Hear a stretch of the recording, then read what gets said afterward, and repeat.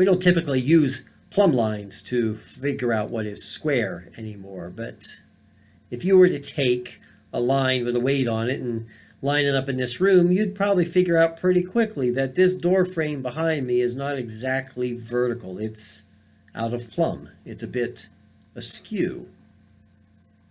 And that's the image that Amos is using here in this passage, saying God's law is like that plumb line. Gravity makes it straight and you can't argue with it. And if you measure up against it and you aren't straight, then you're out of luck. You're judged by God's law. So it is God's law.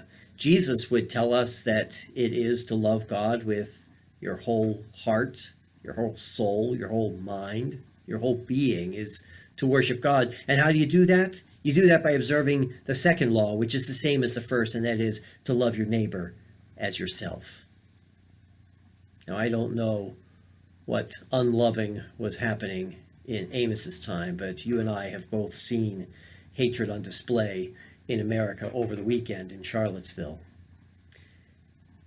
And it doesn't take anything away from anyone's message to say that is wrong. It doesn't matter that we might be forced to say, yes, my life is not in perfect, plumb, straight order either, but God's judgment is love is the law, and that's not love.